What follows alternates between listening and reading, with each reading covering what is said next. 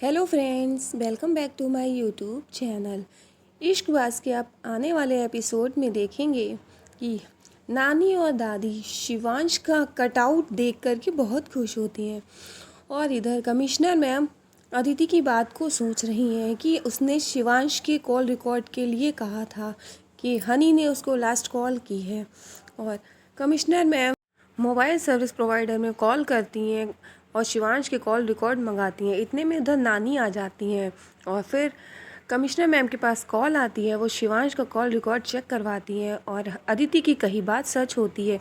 इधर शिवांश अपना कटआउट देखकर बहुत खुश होता है और अदिति आती है। वो ये कहती है कि मिस्टर ओबेरॉय, आपने जो कुछ भी कहा था वो सब आपने सच कर दिखाया और आपने कहा था कि आप हमें मुझ जैसी लड़की की ज़िंदगी कभी भी बर्बाद कर सकते हो और आपने वैसा ही करके दिखाया।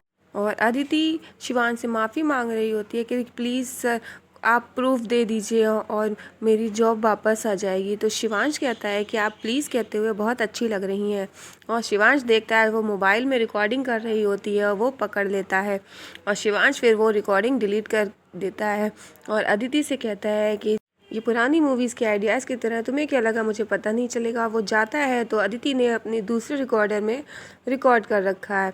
तो अदिति बताती है आपको क्या लगा ये जो कटआउट है किसी आपके फ्रेंड ने भेजा है कि नहीं, ये मैंने भेजा है और मैंने इसमें पहले से रिकॉर्डर लगा रखा था। और शिवांश ये देखकर परेशान हो जाता है और अदिति ने रिकॉर्डिंग कर ली है और वो ये कहती है कि वो ये कमिश्नर मैम को दे देगी और फिर वो वहाँ से जाती है।